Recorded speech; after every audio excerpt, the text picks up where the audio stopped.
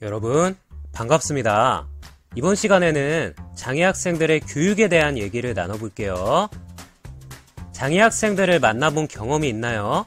내 주변에 장애를 가진 친구가 있는지, 장애를 가진 또래를 만나본 경험이 있는지 이야기해보세요. 우리는 언제 장애 학생들을 만날까요? 여러분이 다니는 학교에서 만날 수 있어요. 드라마 거북이 채널의 주인공인 상두처럼 같은 반이나 옆반에 장애 학생이 있지는 않은가요? 봉사활동을 나가서 만날 수도 있어요. 선생님은 예전에 특수학교에서 일했는데요. 매 학기마다 봉사활동을 하러 온 친구들이 있었어요. 장애 학생들은 어디서 교육을 받을까요? 장애 학생들이 교육을 받는 장소에는 일반 학급, 특수학급, 특수학교가 있어요. 일반 학급에 있는 장애 학생은 여러분과 같은 학교, 같은 반에서 같은 수업을 받아요. 사진은 굴러라 구루님이라는 유튜브 채널에서 가져왔어요. 굴러라 구루님 채널에는 지체장애 학생이 친구들과 즐겁게 지내는 영상들이 있어요. 특수학급에 있는 장애 학생은 여러분과 같은 학교에 있지만 특수학급에서 정해진 시간 동안 공부해요. 특수학급은 장애 학생이 어려워하는 과목을 좀 더 쉽게 알려주거나 장애 학생이 학교 생활을 어려워하면 도움을 주기도 해요. 특수학교는 장애 학생들을 위한 특별한 교육을 하는 학교예요. 인터넷에 특수학교를 검색해 볼까요? 구글이나 네이버에 특수학교를 검색하면 우리 주변에 특수학교가 나올 거예요. 선생님 근처에는 인천 청선학교가 있네요. 여러분도 근처에 어떤 특수학교가 있는지 찾아보세요. 선생님이 시간을 줄게요. 지금부터 영상을 잠깐 멈추고 우리 주변의 특수학교를 하나만 찾아보세요. 여러분 주변의 특수학교를 하나씩 찾아봤나요? 여러분이 찾은 특수학교는 어떤 장애 학생들을 위한 특수학교인지 이야기해보세요. 잘 이야기해줬어요. 또 어떤 특수학교가 있을까요? 특수학교에는 시각장애 학생을 위한 대전맹학교, 청각장애 학생을 위한 서울농학교 등이 있어요. 온라인을 떠들썩하게 만들었던 사진이 있어요. 어떤 사연인지 확인해 봅시다. 혹시 SNS에서 카드 뉴스를 읽어본 적 있나요? QR코드를 찍으면 카드 뉴스가 나올 거예요. 각자 QR코드를 찍어서 카드 뉴스를 읽어보세요. 다 읽었나요? 장애 학생의 부모님들이 무릎을 꿇은 사연은 무엇인가요? 강서구의 주민간담회에서 특수학교 설립을 반대했기 때문이었어요. 여러분은 카드 뉴스를 읽고 어떤 생각이 들었나요? 관련 기사에 대한 네티즌들의 반응을 살펴봅시다.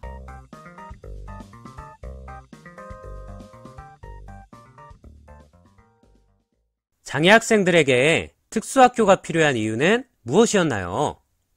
대한민국 헌법에 의하면 모든 국민은 능력에 따라 균등하게 교육을 받을 권리를 갖고 있어요. 장애 학생도 같은 대한민국 국민이기 때문에 우리와 똑같이 교육을 받을 권리를 갖고 있어요. 장애 학생에게 필요한 건 일상생활 적응 능력을 길러주는 교육인데요.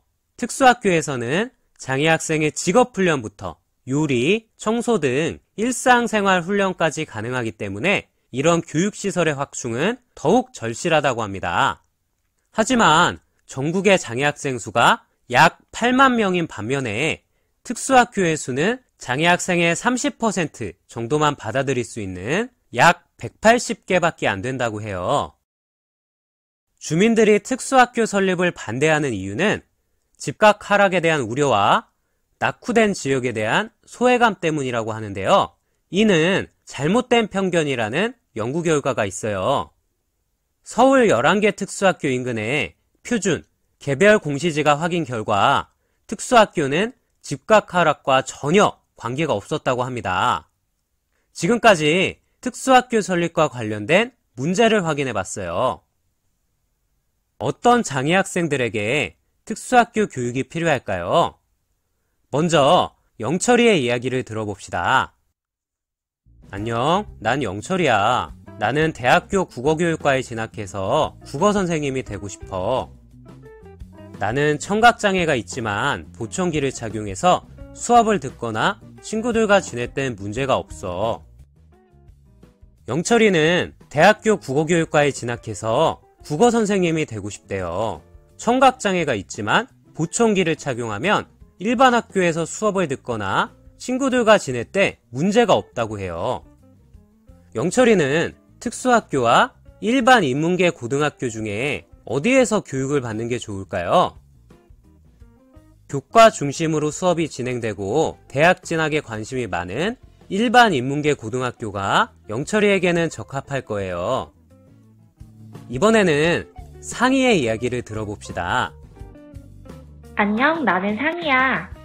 나는 간단한 문장을 읽을 수 있어. 하지만 긴 문장을 읽는 것은 조금 힘들어.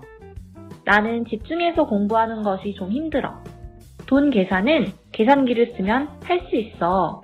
하지만 암산은 힘들어. 나는 다른 사람들과 대화하는 걸 좋아해. 바리스타가 되는 게 나의 꿈이야.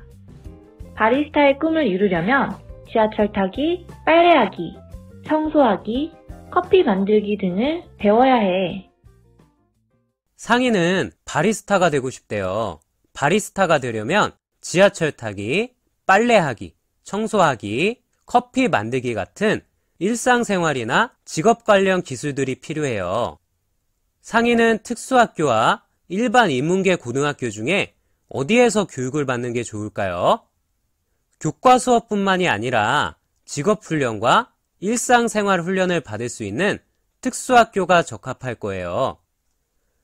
상희는 집에서 특수학교까지 얼마나 걸릴까요? 상희의 집은 서울특별시 영등포구 신길동에 있다고 해요. 상희의 집을 서울특별시 지도에 표시해 볼게요. 상희의 집에서 가까운 곳에 있는 특수학교는 어디일까요? 서울에 있는 특수학교들을 표시해 봤어요.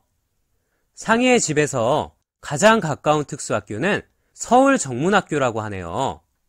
상희의 집에서 특수학교까지의 거리는 얼마나 될까요? 지금부터 선생님이 잠깐 시간을 줄게요.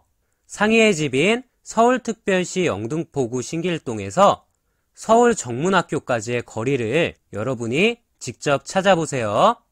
네이버 길찾기에서 검색하면 되겠죠? 잠시 후에 만나요. 상희의 집에서 서울정문학교까지의 거리를 네이버 길찾기에서 찾아봤어요. 서울정문학교는 상희의 집에서 가장 가까운 특수학교이지만 총 7.89km 거리에 있네요. 상희가 대중교통을 이용해서 통학한다면 43분이 걸리고요.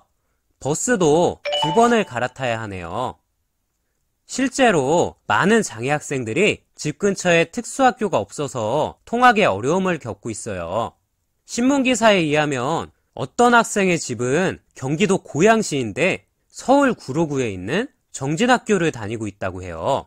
3분의 2는 구로구가 아닌 다른 지역에서 통학을 한대요. 학교에 통학버스가 있긴 하지만 학생들 집이 여러 곳에 퍼져 있어 노선이 굉장히 복잡하다고 합니다.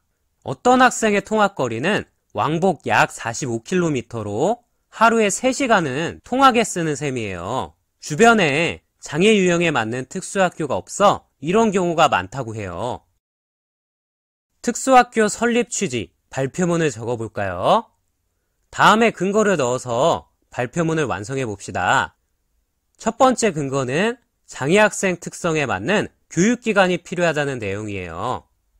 두 번째 근거는 특수학교가 멀리 떨어져 있다면 장애학생들의 통학이 힘들다는 내용이에요. 상희의 집에서 가장 가까운 서울 정진학교도 멀리 떨어져 있었죠. 세 번째 근거는 다름을 인정하고 존중해야 한다는 내용이에요. 상희처럼 특수학교에서 교육을 받아야 하는 장애 학생들도 있어요. 수업이 끝나면 이 근거들을 넣어서 학급 게시물이나 패들렛에 발표문을 적어보도록 해요. 숙제입니다. 할 수 있겠죠? 이번 시간에는 특수학교 설립과 관련된 문제를 살펴봤어요. 새롭게 알게 된 점이나 소감이 있다면 이야기해보세요. 특수학교의 교육이 필요한 장애 학생들은 대한민국 국민의 교육을 받을 수 있는 권리를 가졌음에도 교육의 불평등과 함께 차가운 시선을 받고 있어요. 여러분은 나와 다른 누군가를 틀렸다고 한 적이 있나요? 선생님과 동영상을 시청하면서 배운 내용을 정리해 봅시다. 나는 맞고 남들은 틀리다는 사람 어떻게 생각하세요? 왜 저럴까 싶죠. 그건 아니죠. 네. 별로 그런 사람 없는 것 같아 요새. 너 있잖아.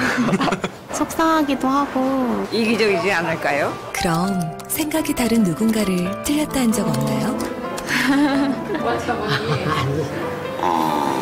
얘는 있어 확실히. 나 있는 것 같아. 사실 저도 있죠. 다양한 생각이 존중받는 사회, 서로에 대한 배려에서 시작됩니다. 동영상 잘 봤나요? 장애인은 권리를 가진 우리와 동등한 사람입니다. 우리의 인식과 시선이 조금만 바뀐다면 이러한 차가운 냉대와 장벽이 사라지지 않을까요? 장애 학생의 부모님들이 더 이상 무릎을 꿇지 않아도 되는 사회가 되기를 바라며 수업을 마칠게요.